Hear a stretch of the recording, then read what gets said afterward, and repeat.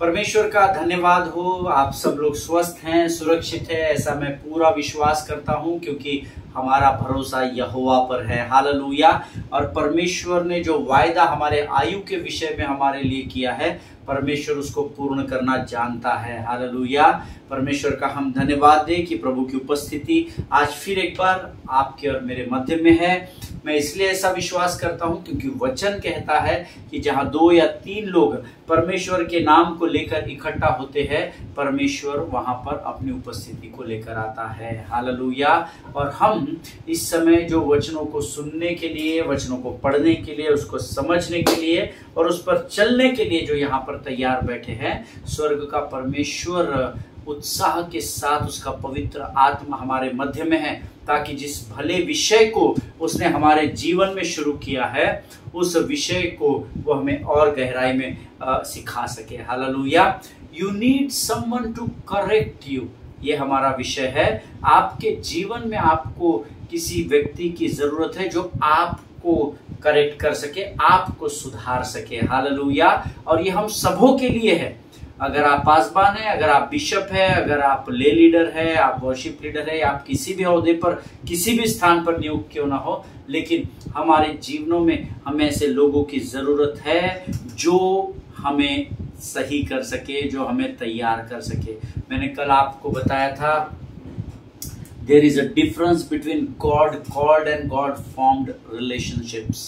परमेश्वर की ओर से बुलाए गए रिश्ते और परमेश्वर ने स्वयं तैयार किए हुए रिश्तों में बहुत अंतर है। और मेरे ख्याल से पिछले 2 दिनों से, if I am not wrong, हम लोग लगातार इन वचनों को सीख रहे हैं। और मैंने आपको कहा था कि ये वचन बहुत ही संवेदनशील है। पिछले 2 दिनों के वचनों के आधार पर मैं आपको बता सकता हूँ, परमेश्वर ने लोगों को बड़ी आशीष दी है। परमेश्वर ने वचनों के द्वारा लोगों को एक परमेश्वर नए मार्ग पर मोड़ रहा है। आमीन। ये लोगों की गवाहियां है, मैं हवा में आपसे नहीं कह रहा हूं। जो बातें परमेश्वर के लोगों के द्वारा मुझ तक आई है, उन बातों को मैं आपको बता रहा हूं। हमने कल सीखा कि हमारे जीवन में हमको बरनबास और रूथ जैसे मित्रों की, लोगों की जरूरत है जो निस्वार्थ मन से, चाहे आपका मित्र गलत भी हो, आपका मित्र सुख और दुख में हो, अच्छे और बुरे में हो, लेकिन वे आपका साथ नहीं छोड़ते। ऐसे बरनबास और ऐसे रूथ की आज मुझे और आपको जरूरत है प्रिय। और मैं विश्वास करता हूं कि जो 2 दिनों में हमने अध्ययन किया है, उसके द्वारा परमेश्वर ने आपको बड़ी आशीष दी है। कल के अध्ययन के द्वारा, कल हमने वचन पढ़े थे जो हमारे अध्ययन का विषय है। और अगर आपको याद होगा तो मैंने आपसे कहा था कि जो लोग इस अध्ययन को आज पढ़कर आएंगे, उनके लिए समुद्र की गहराई में पवित्र आत्मा के साथ गोता लगाना और आसान हो जाएगा। हालेलुया। 2 शमूएल, मेरा पूरा विश्वास है आप में से आधे लोग नहीं पढ़कर आए होंगे, लेकिन अगर आप पढ़कर इस अध्ययन को सुनेंगे और सीखेंगे तो आपके लिए आपकी वो व्यवस्था की पुस्तक आपके चित्त में बसाना बहुत आसान हो जाएगा। हालेलुया। हमने कल पढ़ा था 2 शमूएल, उसका 12 अध्याय, उसके 1 से 10 वचन और फिर 13 वचन। हालेलुया। और यही हमारे अध्ययन का विषय है। आज हम इसी अध्ययन के द्वारा और आगे बढ़ेंगे, इसी विषय को लेकर आगे बढ़ेंगे। लेकिन उससे पहले रोज के समान कुछ वचनों को पढ़कर हम परमेश्वर का धन्यवाद देंगे, उसका गुणानुवाद करेंगे। आमीन। आज हमने पढ़ने के लिए जो वचन चुने हैं वो पाए जाते हैं भजन संहिता 51 और उसके 12 से लेकर तो 17 वचनों को हम पढ़ेंगे। Psalms chapter 51 verses 12 to 17। भजन संहिता की पुस्तक, उसका 51 अध्याय, उसके 12 से लेकर 17 वचन। आमीन। और वचन में लिखा है, अपने किए हुए उद्धार का हर्ष मुझे फिर से दे और उदार आत्मा देकर मुझे संभाल। तब मैं अपने अपराधियों को तेरा मार्ग सिखाऊंगा, तब मैं अपराधियों को तेरा मार्ग सिखाऊंगा और पापी तेरी ओर फिरेंगे। हे परमेश्वर, हे मेरे उद्धारकर्ता परमेश्वर, मुझे हत्या के अपराध से छुड़ा ले, तब मैं तेरे धर्म का जय जयकार करने पाऊंगा। हे प्रभु, मेरा मुंह खोल दे, तब मैं तेरा गुणानुवाद कर सकूंगा, क्योंकि तू मेल बलि से प्रसन्न नहीं होता, नहीं तो मैं तुझे देता, होम बलि से भी तू प्रसन्न नहीं होता। टूटा मन परमेश्वर के योग्य बलिदान है। हे परमेश्वर, तू टूटे और पीसे हुए मन को तुच्छ नहीं जानता। हालेलुया। ये परमेश्वर का वचन है और प्रभु जितने लोगों ने इस वचन को पढ़ा है आपको बड़ी बरकत और बड़ी आशीष दे। प्रभु वचन का और वायदे का पक्का परमेश्वर है। यहाँ दाऊद को बेतशेबा के साथ किए गए व्यभिचार का पछतावा हो जाता है और अब वो यहाँ पर परमेश्वर से अपने आपे में वो आया, जैसे उड़ाऊ पुत्र अपने आपे में आकर अपने पिता की ओर लौटता है। अब दाऊद भी अपने आपे में आया जो परमेश्वर से तकरीबन 1 वर्ष के समय से छिपता घूम रहा था। अब उसको अपने पापों का, अपनी गलती, अपने गुनाह का एहसास होता है और अब आकर यहाँ दाऊद परमेश्वर के सामने क्षमा मांगता है। हालेलुया, आमीन। अपने किए हुए उद्धार का हर्ष मुझे फिर से दे। कई बार जब आप और मैं पाप कर बैठते हैं तो हम उस परमेश्वर के हर्ष को अर्थात परमेश्वर के आनंद को खो बैठते हैं। वैसे ही दाऊद अभी आप खोते क्यों है? क्योंकि शत्रु पाप करने को आपको उकसाता है, आप उस पाप को करते हैं और शत्रु आपके जीवन का आनंद जो परमेश्वर से प्राप्त हुआ है उसे चुरा ले जाता है। हालेलुया। अब दाऊद को ये बात यहाँ समझ में आ गई, इसलिए दाऊद कहता है अपने किए हुए उद्धार का हर्ष मुझे फिर से दे। हालेलुया। प्रभु जी, जो मैं खो चुका हूं उसे मुझे वापस लौटा और उदार आत्मा देकर मुझे संभाल। और प्रभु तू अपनी आत्मा के द्वारा ही मुझे संभाल, क्योंकि अब मैं अपनी बुद्धि, अपनी समझ, ताकत, बल और ज्ञान से अपने आप को नहीं संभाल पा रहा हूं। इसलिए वो प्रभु की आत्मा को अनुमति देता है कि तू आ और मुझ पर नियंत्रण ले और अपने हर्ष के आनंद से मुझे भर दे। हालेलुया। तब मैं, जब प्रभु तू मेरे जीवन में फिर एक बार उस आनंद को, उस पवित्र आत्मा की सामर्थ को मुझे देगा, तब मैं तेरे अपराधियों को तेरा मार्ग सिखाऊंगा और पापी तेरी ओर फिरेंगे। प्रभु, जब तू मुझे अपने उद्धार के हर्ष का या उद्धार के आनंद को लौटा देगा और तेरे पवित्र आत्मा से मुझे फिर एक बार भर देगा, तभी तो मैं अपराधियों को तेरा मार्ग सिखाऊंगा और पापियों को तेरी ओर फेरूंगा। क्योंकि अभी तो मैं ही पापी हूं प्रभु, पहले तू मुझे क्षमा कर ताकि मैं मेरे जैसे अपराध किए हुए और मेरे जैसे पापियों को तेरी ओर खींच कर ला सकूं। हालेलुया। हे परमेश्वर, हे मेरे उद्धारकर्ता, मुझे हत्या के अपराध से छुड़ा ले, तब मैं तेरे धर्म का जय जयकार करने पाऊंगा। अब दाऊद के ऊपर यहाँ 2 बोझ थे। एक कि उसने बेतशेबा के साथ व्यभिचार किया और दूसरा उसने बेतशेबा के पति उरिया को मार डाला था, उसका कत्ल कर डाला था। वो लड़ाई से आता है लेकिन दाऊद वापस से उसको युद्ध में भेजता है और अपने सिपाही से, अपने सेनापति से कहता है कि इसको युद्ध में सबसे आगे रखना, अमालेकियों के सामने रखना, अम्मोनियों के सामने रखना, जहां पर पूरी गारंटी के साथ ये मारा जाए, इस बात को सुनिश्चित करना। तो इसने हत्या का अपराध किया है और अब दाऊद यहाँ पर उस हत्या के अपराध की क्षमा मांगता है कि मुझे इससे छुड़ा ले ताकि मैं तेरे धर्म का जय जयकार फिर एक बार करने पाऊं जैसा मैं पहले करता था। आज आप और मुझ में, हमारे बीच में से बहुत सारे लोग हैं जिन्होंने शरीर से हत्या तो नहीं की, परंतु आपने किसी न किसी को दुखी किया है, आपने किसी न किसी की मानसिक हत्या की है, किसी न किसी की आपने आर्थिक हत्या की होगी, आप किसी न किसी गुनाह में फंस गए होंगे और शत्रु आपके हर्ष के, उद्धार के आनंद को लेकर चला गया है। लेकिन अब यहाँ पर दाऊद के समान मुझे और आपको प्रार्थना करने की जरूरत है, प्रभु मुझे उस अपराध से छुड़ा ले ताकि पहले के समान फिर एक बार मैं तेरे धर्म के जय जयकार का आनंद मना सकूं। हालेलुया। हे प्रभु, मेरा मुंह खोल दे तब मैं तेरा गुणानुवाद कर सकूंगा। अब दाऊद यहाँ पाप कर बैठता है और जब हम पाप करते हैं ना तो हम कलीसिया से दूर होते हैं, संगति से दूर होते हैं, हम अपने आप को दोषी समझ बैठते हैं, हम गिल्ट में आ जाते हैं और शत्रु बड़ी चालाकी से हमें परमेश्वर की उपस्थिति से दूर करता है। फिर धीरे धीरे नो प्रार्थना, नो आराधना, नो धन्यवाद, नो स्तुति, और हम जकड़ दिए जाते हैं शत्रु की ताकत के द्वारा। और इसीलिए परमेश्वर का सेवक दाऊद कहता है, हे प्रभु अब फिर एक बार पहले के समान तू मेरा मुंह खोल दे राजा, तब मैं तेरा गुणानुवाद फिर एक बार कर सकूंगा। क्योंकि आज देखिए, जब आप पापों का अंगीकार करते हैं और तौबा करके पश्चाताप कर देते हैं तो परमेश्वर आपके मुख को फिर खोल देगा और आप पहले से दुगनी सामर्थ के साथ प्रभु की उपस्थिति में पाए जाते हैं। हालेलुया। क्योंकि तू मेल बलि से, देखिए देख प्रभु, अगर मैं अपना मुंह बंद रखकर तेरी आराधना नहीं करता, तेरी प्रार्थना नहीं करता, तेरी स्तुति नहीं करता, हर महीने तुझे दशमांश भेज देता, हर महीने उठाने की भेंटों का एनवलप मैं किसी के हाथ से भिजवा देता, और अगर तू उससे प्रसन्न होता तो मैं वो भी करता प्रभु, लेकिन मैं जानता हूं कि तू मेल बलि से प्रसन्न नहीं होता, नहीं तो मैं तुझे कर देता, और होम बलि से भी तू प्रसन्न नहीं होता। आपका दशमांश, आपकी उठाने की भेंटें, आपके अच्छे काम परमेश्वर को प्रसन्न नहीं करते हैं। परमेश्वर आपके भेंट और दशमांशों का, मेरी भेंट और दशमांशों का भूखा नहीं बैठा है। जो कुछ भी हम उसके राज्य में देते हैं ये उसी की सामर्थ के द्वारा हम पाते हैं। परमेश्वर पर उपकार नहीं करते हैं, हालेलुया। लेकिन प्रभु किस बात से प्रसन्न होता है? जब हम अपने मुखों को खोलकर उसके धन्यवाद के बलिदान चढ़ाते हैं, जब हम अपने मुख के द्वारा आत्मा और सच्चाई से भरकर परमेश्वर की स्तुति और आराधना करते हैं, तब परमेश्वर प्रसन्न होता है, हालेलुया। फिर वो कहता है, टूटा मन परमेश्वर के योग्य बलिदान है। हे परमेश्वर, तू टूटे और पीसे हुए मन को तुच्छ नहीं जानता। बड़ा उपकार है प्रभु कि जब मेरा मन टूट जाता है तो तू मुझे निग्लेक्ट नहीं करता, तू मुझे इग्नोर नहीं करता, परंतु मेरे टूटे हुए मन को भी तू बलिदान के रूप में स्वीकार करता है, हालेलुया।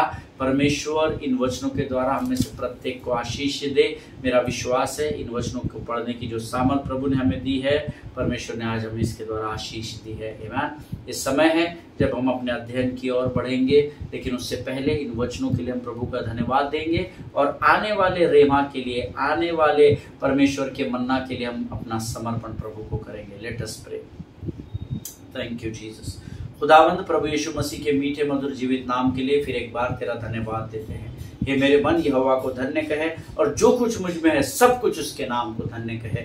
हे मेरे मन यहोवा को धन्य कहे, और उसके किसी भी उपकार को तू न भूलना। प्रभु जी, इस सुंदर और पवित्र समय को हम तुझे समर्पित करते हैं। इन वचनों को पढ़ने की सामर्थ तूने हमें दी, समझने के लिए हमें समझ दी, स्वर्गीय समझ दी। हम तेरा धन्यवाद देते प्रभु। आने वाला वो वचन, जिस संवेदनशील, जिस सेंसिटिव सब्जेक्ट को तू हमारे मध्य में लेकर आया है परमेश्वर पिता, इस पृथ्वी पर कोई ना कोई ऐसा होना चाहिए जो हमें सुधार सके, करेक्ट कर सके। उस विषय में जब तू हमसे आज बातचीत करता है, हम तेरी वाणी को सहजता से ग्रहण कर सके, उस पर मनन अध्ययन करके उसे समझ सके, और उस पर चलकर आगे बढ़ सके, और अपने लक्ष्य की ओर बढ़ सके। इसी सामर्थ्य से भरकर तैयार कर प्रभु जी। जितने लोग इस समय वचन को सुन रहे हैं, हम सब अपने आप को यीशु मसीह के लहू में सुरक्षित करते हैं। जीवन की तमाम आशीषों के लिए तुझे धन्यवाद देते हैं। सारी बातों में महिमा, आदर, सम्मान तुझे देते हैं, और इस विनती को धन्यवाद और पूरे विश्वास के साथ हमारे उद्धारकर्ता और परमेश्वर यीशु नासरी के मीठे और पवित्र नाम में मांगते हैं। प्रभु सुनिए और बड़ी दया से ग्रहण करें। आमीन, आमीन, आमीन। हालेलुया। परमेश्वर भला है और उसकी करुणा सदा सदा की है। आप सबों का मैं फिर एक बार स्वागत करता हूं। कल मैंने आपसे कहा था हमारे जो अध्ययन का विषय है वो है दूसरा शमूएल, उसका 12 अध्याय, उसके 1 से 10 वचन, और फिर उसका 13 वचन हमने पढ़ा था। हालेलुया। और मेरा पूरा विश्वास है जो मैंने आपसे कल कहा था, आप जरूर इस अध्ययन को पढ़कर आए होंगे, क्योंकि पढ़ेंगे तो ही आपको समझ में आएगा, नहीं तो आपके सिर के ऊपर से निकल जाएगा, आपका समय व्यर्थ होगा, आपका इस YouTube के चैनल पर बैठना व्यर्थ हो जाएगा। हालेलुया। सो मेरा विश्वास है कि आपने दूसरा शमूएल उसका 12वां अध्याय, उसके 1 से 10 वचन और फिर 13 वचन पढ़े हुए हैं, जो हमने कल पढ़े, जो हमारे पूरे अध्ययन का you need someone to correct you, ये जो हमारा शीर्षक है, इसका सार वो है, इसका आधार स्तंभ ये वचन है जिसके ऊपर हम अध्ययन करने वाले हैं। और मैंने आपको कल इस अध्ययन के बाद समाप्त करते समय ये कहा था कि इससे पहले कि आप दाऊद और नातान के इस रिश्ते को समझे, आपको पहले दाऊद और बेशचिबा के रिश्ते को समझना पड़ेगा, जिसका विवरण दूसरा शमूएल उसके 5वें 12वें अध्याय में दिया गया है। और इस पूरे कहानी की शुरुआत, इस पूरे बेतशिबा से लेकर तो उरिया और फिर आगे की सारी शुरुआत ये 5वें अध्याय से होती है। दूसरा शमूएल उसके 5वें अध्याय से होती है। और यहाँ पर दाऊद को परमेश्वर ने अपने दया, अनुग्रह और अपनी अच्छाई के कारण इजराइल और यहूदा के ऊपर सर्वोच्च स्थान दिया, उसे राजा बनाया और उसे सर्वोच्च पद पर यहाँ पर नियुक्त किया, ऐसा वचन में लिखा है। और मैंने आपसे कल कहा था कि परमेश्वर की कृपा और परमेश्वर के अनुग्रह से दाऊद राजा तो बन गया, लेकिन अपने अधिकार को वो संभाल नहीं पाया। David cannot handle the authority that has come with the favor God has given him.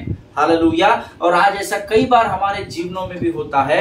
आज हमारे मध्य में ऐसे कई लोग हैं जिनको पहली बार वो किसी अधिकार को सौंपा गया, लेकिन वो उस अधिकार का सही रीति से इस्तेमाल नहीं कर सके। और इससे दुख की बात और कोई नहीं हो सकती धर्मी के जीवन में कि परमेश्वर की दया, उसके अनुग्रह, करुणा और भलाई के द्वारा आपको एक अधिकार सौंपा जाए और आपको ये पता ही नहीं है कि उस अधिकार का इस्तेमाल कैसे करना है। अगर आप उस भीड़ का भाग है तो हमारे लिए ये बड़े शर्म की बात है। हालेलुया।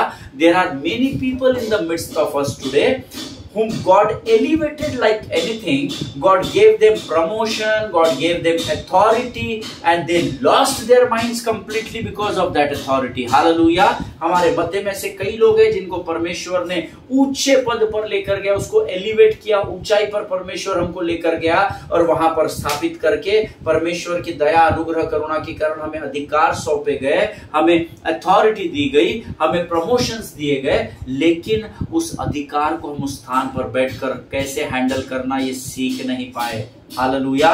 कई लोग ऐसे हैं जिनको एक बड़े पद पर नियुक्त किया गया और वो सोचने लगे कि अब वो जिसके साथ जैसा चाहे वैसा व्यवहार कर सकते हैं, जैसे यहां दाऊद सोचने लगा। दाऊद अपने अधिकार को यहां पर संभाल नहीं पाया। But today I want to tell you that everyone cannot handle the authority. Hallelujah. आज मैं आपको पूरे अधिकार और सामर्थ्य के साथ जो अधिकार मैंने स्वर्ग से पाया है, उस पासबानी के अधिकार के नीचे आकर आज मैं आपको बड़े खुलेआम ये बात को बताना चाहता हूं कि हर व्यक्ति अधिकार को संभाल नहीं पाता है। Hallelujah. Everyone cannot be a manager. Everyone cannot supervise others. Everyone can't run the ministry, beloved people of God. Everyone cannot handle the microphone on the pulpit, or everyone cannot handle the sound and the PA system. जरूरी नहीं कि आप उसमें निपुण हो इसलिए आप उसको संभाल सकते हो। कई बार परमेश्वर दया, अनुग्रह और करुणा के कारण हमको अधिकार तो दे देता है, पर हम उसको संभाल नहीं पाते। हर व्यक्ति पुलपिट पर आकर माइक्रोफोन को लेकर प्रचार नहीं कर सकता, तो उसमें वो सफल नहीं होता है। हर व्यक्ति साउंड सिस्टम और लाइट सिस्टम को संभाल नहीं सकता, हर व्यक्ति साउंड सिस्टम को ऑपरेट नहीं कर सकता, हर एक व्यक्ति मैनेजर नहीं बन सकता। मैंने ऐसे कई फेलियर्स लोगों के जीवन में 22 वर्ष की सेवकाई में देखे हैं, जहां लोगों को अधिकार तो सौंप दिया गया लेकिन वो उसको हैंडल नहीं कर सके। Hallelujah. Please understand and accept this truth that everyone cannot handle the favor. Hallelujah. इस सत्य को स्वीकार करें और ग्रहण करें कि हर एक व्यक्ति परमेश्वर के फेवर को हैंडल नहीं कर सकता है। हालेलुया। मुझे इस बात को बताने की अनुमति दे कृपा करके कि धर्मी के जीवन के विश्वास योग्यता की सच्ची परीक्षा उस बात पर तय होती है कि आप परमेश्वर को के फेवर को कैसा हैंडल करते हैं। हालेलुया। ऑलवेज रिमेंबर, अधिकार तो आप प्राप्त कर लेते हैं, चाहे लिपापोती करके, चाहे मैनिपुलेशन करके, चाहे दूसरों के विरोध में बातें करके, लेकिन यकीन जानिए हर व्यक्ति फेवर को हैंडल नहीं कर सकता है, हर व्यक्ति अधिकार को हैंडल नहीं कर सकता है। ये सत्य है और ये लकीर है, इससे बड़ा सत्य और कुछ नहीं है। और इसकी विश्वास योग्यता धर्मी के जीवन, मेरे और आपके जीवन जो हम धर्मी कहलाते हैं, हमारे जीवन की विश्वास योग्यता की सच्ची परीक्षा तभी तय होती है कि आप परमेश्वर की ओर से प्राप्त किए गए फेवर को कैसे हैंडल करते हैं। Hallelujah. See, the real fidelity is not how you walk with God when you are at the bottom. Hallelujah.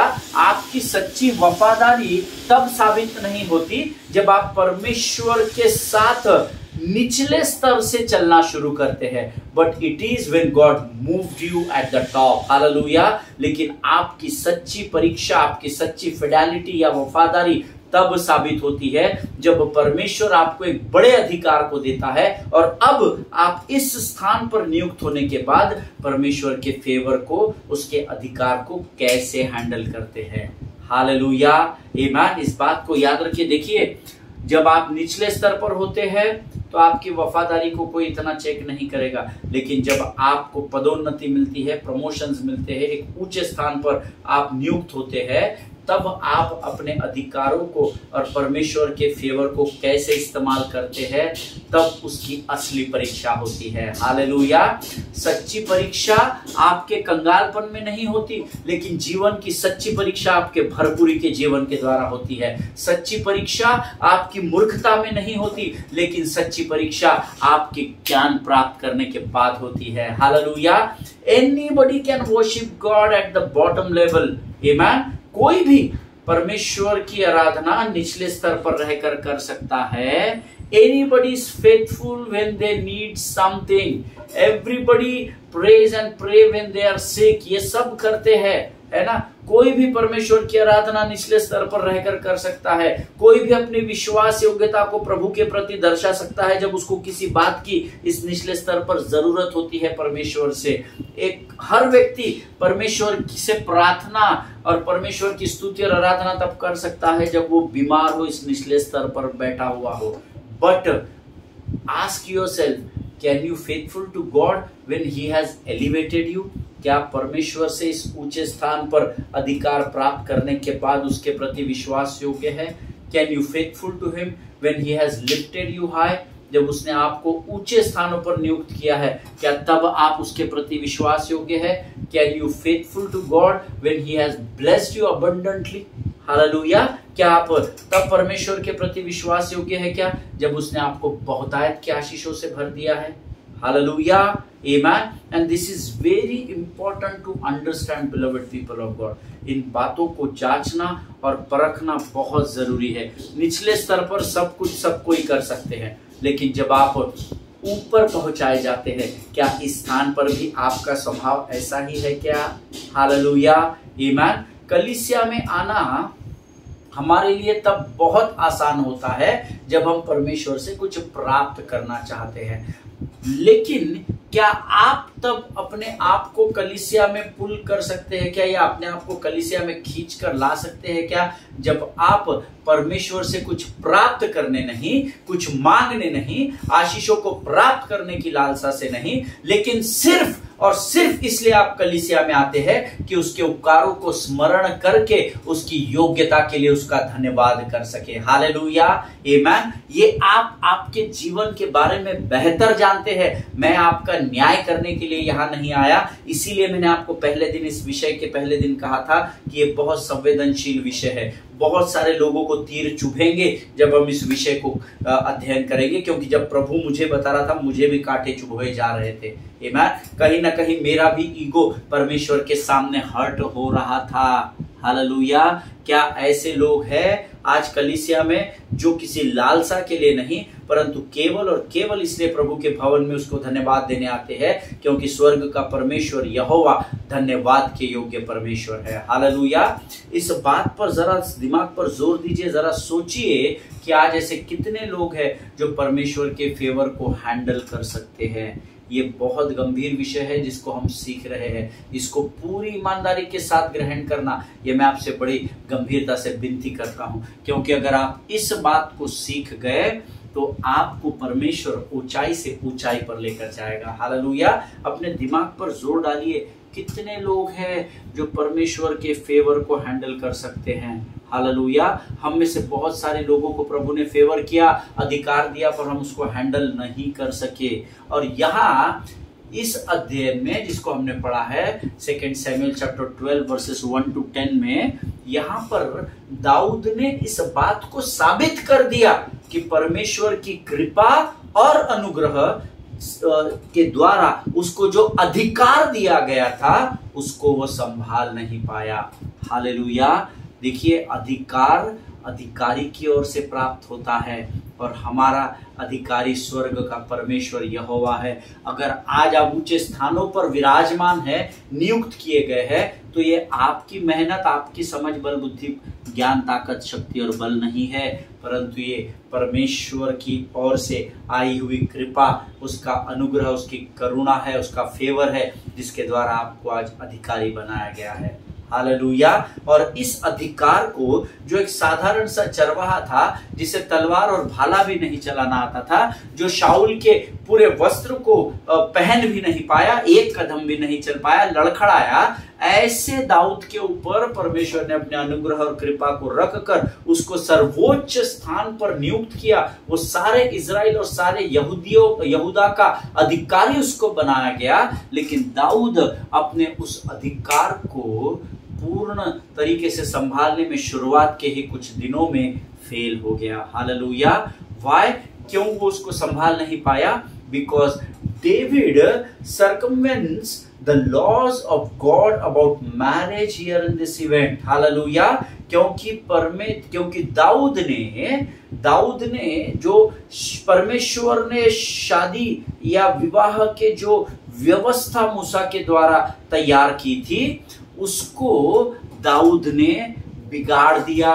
Dawood को अधिकार तो प्राप्त हो गया, लेकिन मूसा के द्वारा परमेश्वर यहोवा की व्यवस्था जो मूसा के द्वारा पृथ्वी पर लाई गई, उस पहाड़ से लाई गई, और उस व्यवस्था में विवाह के कानून को लेकर जो नियम बनाए गए थे, उसको दाऊद ने सर्वोच्च पद पर अधिकार प्राप्त करने के बाद उसको खराब कर दिया, उसको सरकमवेंट कर दिया या उसको बिगाड़ दिया। हालेलुया। क्योंकि उसने उरिया की पत्नी बेतशेबा के साथ जबरदस्ती की, उसके साथ व्यभिचार कर दिया, उसका रेप कर दिया। हालेलुया। पास्टर साहब, ये रेप कर दिया, ये कहां पर लिखा हुआ है?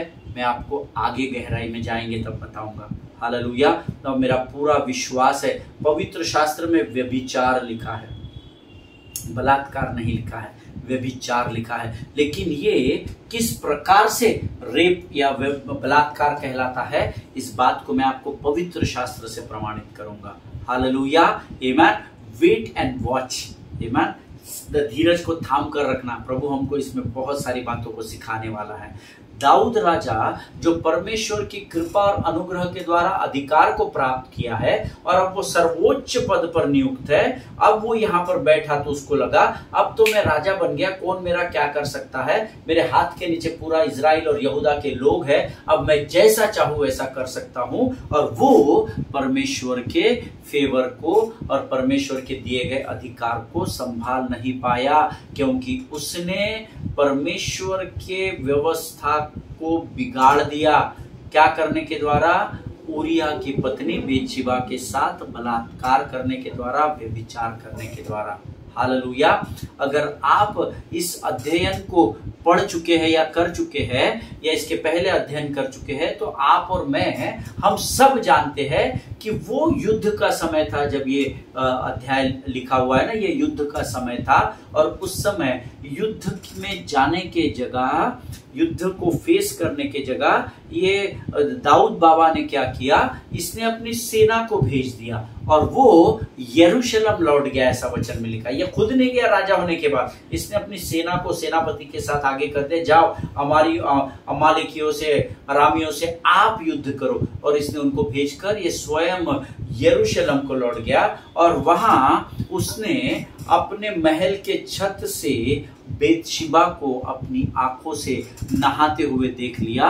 और देखिए, नहाते हुए उसका, वो नहा रही होगी, इसका ध्यान गया होगा, दैट इज डिफरेंट पार्ट।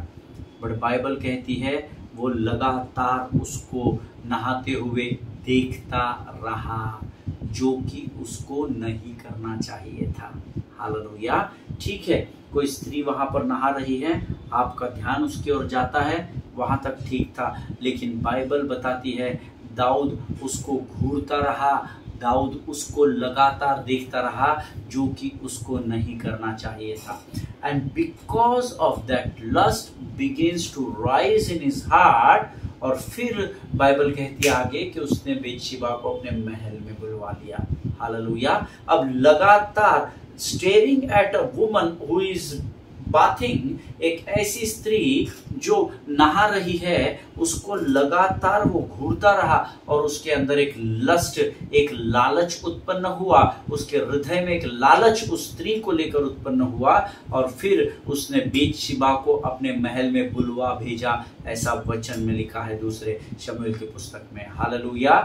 मैं बीते दिनों में परमेश्वर की एक बहुत महान सेविका है, उनका नाम है professor will Gaffney, WIL GAFNEY, उनका नाम प्रोफेसर विल गैफनी है। उनकी एक किताब को मैं पिछले दिनों में पढ़ रहा था, जो कि एक हाईली क्वालिफाइड अमेरिकन प्रोफेसर है जो हिब्रू बाइबल के विषय को पढ़ाती है। हाईली क्वालिफाइड है, PhD उन्होंने किया है हिब्रू भाषा में, और इब्री भाषा के बाइबल के अध्ययन को, स्कॉलर्स को वो तैयार करती है। बड़ी होशियार है प्रोफेसर विल गैफनी, और उनकी एक किताब को मैं पढ़ रहा था, और उनकी किताब में वो ऐसा बताती है कि दाऊद और बेतशेबा के बीच में जो कुछ भी हुआ, it was not consensual. Hallelujah. It was not consensual at all. In fact, I should say it was not consensual at all. Amen. दाऊद और बेतशेबा के बीच में जो कुछ भी हुआ वो आपसी सहमति से नहीं हुआ। हालेलुया। दोनों की इच्छा नहीं थी कि वो एक दूसरे के संग सो जाए। Amen. It wasn't consensual. वो आपसी सहमति से नहीं हुआ था। वहां पर राजा दाऊद ने अपने अधिकार को, जो उसने परमेश्वर की दया और परमेश्वर के अनुग्रह से प्राप्त किया था, उसने अपने अधिकार का गलत इस्तेमाल किया। Hallelujah. And Bathsheba does not have right to refuse the beckoning of the king. Hallelujah. राजा के उस इशारे को मना करने का उसके पास अधिकार नहीं था, क्योंकि वो सर्वोच्च पद पर नियुक्त था। हालेलुया। और वो उसका इनकार नहीं कर सकी। राजा के इशारे को, राजा ने जिस तरीके से उसको घूरा और फिर अपने महल में बुलवा कर उसके साथ जो व्यभिचार या बलात्कार किया, वो उसको नकार नहीं सकी, क्योंकि उसके पास वो अधिकार नहीं था। हालेलुया। अधिकार, अपने अधिकार का दाऊद ने गलत इस्तेमाल किया। वो अधिकार जो उसकी बुद्धि और ताकत से नहीं, परंतु परमेश्वर की कृपा और अनुग्रह से उसने प्राप्त किया था, उस अधिकार का उसने गलत इस्तेमाल किया, और बेतशेबा उस बात को इनकार नहीं कर सकी। हालेलुया। और जब कभी भी, हमेशा इस बात को याद रखिएगा, जब कभी भी एक स्त्री के पास यह अधिकार नहीं होता, या उसके लिए यह बात संभव नहीं होती कि वो एक पुरुष को इस बात के लिए मना कर सके, then that is not consensual sexual behaviour. Hallelujah. तो उसको आपसी सहमति से दूसरे के संग सोना नहीं कहा जाता। वो आपसी सहमति नहीं होती। जब कभी भी एक स्त्री के पास ये अधिकार नहीं होता, या तो वो ऐसे हालात में, या ऐसे हालात में नहीं होती कि वो उसको मना कर सके, या उसके लिए ये बात उस परिस्थिति में शायद संभव ना हो सके कि वो एक पुरुष को मना कर सके, then that is not consensual sexual behaviour. बहुत स्ट्रेट मैं आज आपसे इस विषय में बात कर रहा हूं, क्योंकि इसकी अनुमति मैंने स्वर्ग के परमेश्वर यहोवा से पाई है, ताकि आप इस अध्ययन के द्वारा अपने जीवन में उन्नति को प्राप्त कर सके। हालेलुया। जिनके सुनने के कान हो वो सुन ले कि प्रभु यहाँ पर क्या कहना चाहता है। Hallelujah. And according to Professor Will Gafney, who is the highly qualified American professor of Hebrew Bible, she is called it rape. Hallelujah. उन्होंने अपनी किताब में इसको बलात्कार कहा है। उन्होंने अपनी किताब में लिखा है कि दाऊद ने बेतशेबा का बलात्कार किया, रेप ही रेप्ड हर, ऐसा उनके किताब में लिखा हुआ है। उसका कारण मैंने भी आपको बताया, क्योंकि जब एक स्त्री के पास यह अधिकार नहीं होता कि वो पुरुष के विरोध में बोल सके, या उस समय उसके हालात वैसे नहीं होते कि वो उसका सामना कर सके, या वो परिस्थितियां उसके लिए असंभव होती है, और तब जब एक पुरुष एक स्त्री पर हावी होता है तो वो आपसी सहमति नहीं कहलाती है, उसको खड़ी भाषा में रेप या बलात्कार कहा जाता है। और इसीलिए मैंने इतने कॉन्फिडेंस से आपको कहा कि दाऊद ने बेतशेबा का बलात्कार किया था। Hallelujah. So here David, who is our beloved hero of scripture, rapes Bathsheba. Hallelujah. दाऊद जो मेरे और आपके लिए इस पवित्र शास्त्र का एक हीरो कहलाता है, एक नायक कहलाता है, उसके विषय में बाइबल कहती है कि उसने बेतशेबा का बलात्कार किया, उसके साथ व्यभिचार किया। हालेलुया। और अब यहाँ बेतशेबा प्रेग्नेंट हो जाती है, और उसका प्रेग्नेंट होना ना कि सिर्फ दाऊद के अधिकार को, लेकिन दाऊद के राजा के पद पर बने रहने और उसके जीवन के लिए भी अब एक खतरा बन जाता है। हालेलुया।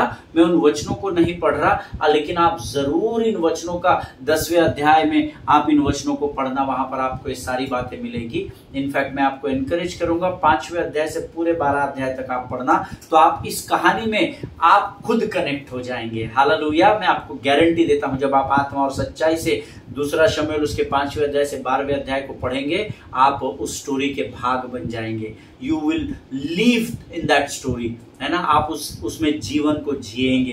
बड़ी गंभीरता से पढ़ना। और यहाँ पर बाइबल कहती है कि वो उसके साथ व्यभिचार या बलात्कार करता है, और उसके बाद फिर बेतशेबा प्रेग्नेंट हो जाती है, और उसका प्रेग्नेंट होना अब सिर्फ दाऊद के राजा के पद पे बने रहने के लिए ही नहीं, परंतु वो सारे अधिकार भी उसके खतरे में आ गए। इतना ही नहीं, परंतु अब यहाँ पर राजा दाऊद का जीवन भी खतरे में आ गया है। हालेलुया। आप पूछेंगे कैसा जी, राजा को कौन मार सकता है? वो तो सर्वोच्च पद पर है, उसके ऊपर उसके पास सारे अधिकार है, वो जिसके साथ जैसा चाहे वैसा बिहेव कर सकता है। नहीं, ऐसा नहीं है। क्यों? क्योंकि मूसा की व्यवस्था के अनुसार, अर्थात यहोवा की व्यवस्था जो उसने मूसा के द्वारा पृथ्वी के लोगों को, इजरायलियों को दी, उस व्यवस्था के अनुसार अगर ये जोर जबरदस्ती या बलात्कार या व्यभिचार की बात बेतशेबा के पति उरिया को अगर पता लग जाए, तो उरिया के पास व्यवस्था के अनुसार यह अधिकार है कि वो बेतशेबा और दाऊद दोनों के ऊपर पथराव की अनुमति देकर उनके जीवन को खत्म कर दे। हालेलुया। आपको वचन पढ़ना पड़ता है। हमको मूसा की व्यवस्था ही मालूम नहीं, 10 वचन ही मालूम नहीं है हमको यहाँ पर क्या लिखे है 1 2 3 4 5 6 7 8 9 10। हमको ऑर्डर में वही नहीं मालूम कि 10 आज्ञाएं क्या है। तो व्यवस्था तो भूल ही जाइए। सिर्फ हमको बोलने को बड़ा आसान होता है कि अब हम व्यवस्था के नहीं परंतु अनुग्रह के अधीन रहते हैं, लेकिन व्यवस्था को ही पूर्ण करने के लिए यीशु मसीह इस पृथ्वी पर आया, इसीलिए आज हम अनुग्रह में है, ये हम भूल जाते हैं। हालेलुया। तो उसी मूसा की व्यवस्था के अनुसार अगर बेतशेबा का पति उरिया, जो उसका लीगल हस्बैंड है, अगर उसको ये बात पता चल जाए कि मेरे राजा ने मुझे युद्ध पर भेजकर मेरी पत्नी के साथ व्यभिचार या बलात्कार कर दिया है, तो उरिया के पास व्यवस्था के अनुसार यह अधिकार था कि वो बेतशेबा और राजा दाऊद को पत्थर मारे और पत्थर मारने के द्वारा उनका जीवन समाप्त कर दे। ये उसका नैतिक अधिकार था उस समय की व्यवस्था के अनुसार। हालेलुया। आज हम यहाँ समाप्त करेंगे। मैंने आज जो भी बातें आपको बताई है, मेरा पूरा विश्वास है कि आप इस बात की गंभीरता को जान रहे हैं। हालेलुया। अब आप कहेंगे you need someone to correct you. यहाँ तो हम पहुंचे नहीं, टाइम लगेगा, है ना। धन्य है वे जो यहोवा की बाट जो होते हैं, क्योंकि आप समझने के लिए नया बल प्राप्त करेंगे। हालेलुया। आज हम यहाँ पर समाप्त करेंगे, कल हम इसके आगे के वचनों में बढ़ेंगे। मेरा पूर्ण विश्वास है आज के वचनों के द्वारा परमेश्वर ने आपके ऊपर कुछ बातों को प्रकट किया है। हालेलुया। अगर आप आशीषित हुए हैं इन वचनों के द्वारा, तो आप अपने स्थानों पर आमीन कहना, और जहां जहां तक हो सकता है वहां तक इन वचनों को पहुंचाना, ताकि जैसे आप आशीषित हुए, आपके लोग भी आशीषों के भागीदार हो सके। हालेलुया। आइए इस समय हम अपनी आंखों को बंद करेंगे और हम धन्यवाद की प्रार्थना करेंगे। खुदावंद प्रभु यीशु मसीह के मीठे मधुर सामर्थ्य और जीवित नाम के लिए हम धन्यवाद देते हैं। प्रभु जी, आज तूने फिर एक बार अपने भय को हम पर रखा, हम धन्यवाद देते हैं। फिर एक बार हम भूल चुकी हुई बातों को स्मरण कराया प्रभु, इसलिए हम तुझे धन्यवाद देते हैं। जितनों ने सुना उनमें से प्रत्येक को आशीष दे परमेश्वर पिता। सचमुच तू महान और जीवित परमेश्वर है, जो वचनों के द्वारा हमें तैयार करता है। राजा प्रभु जी, इस समय हम अपने शरीर, प्राण, आत्मा और बुद्धि को तुझे समर्पित करते हैं। इन वचनों को हम अपने अंदर बसा ले, ऐसी समझ और बुद्धि से भर। राजा परमेश्वर पिता, हम अपने आप को यीशु मसीह के लहू में सुरक्षित करते हैं, और इस प्रार्थना को धन्यवाद और पूरे विश्वास के साथ हमारे उद्धारकर्ता और हमारे जीवित परमेश्वर यीशु नासरी के मीठे और सामर्थ्य नाम में मांगते हैं पिता। आप सुनिए और बड़ी दया से ग्रहण करें। आमीन, आमीन। हालेलुया। परमेश्वर आप सबों को आशीष दे। हम कल इसके आगे के अध्ययन में जाएंगे। प्रार्थना करें कि हम इस विषय को बड़ी गंभीरता से और संवेदनशीलता के साथ सीख सके, समझ सके और इस पर पढ़ सके। ईमान। इजराइल के लिए प्रार्थना करें, भारत देश के लिए प्रार्थना करें, अपने पासवानों के लिए, उनके परिवारों के लिए जरूर प्रार्थना करें। एक दूसरे को प्रार्थना में उठाकर रखें। सभी को जय मसीह की। स्वस्थ रहें, सुरक्षित रहें। God bless you all.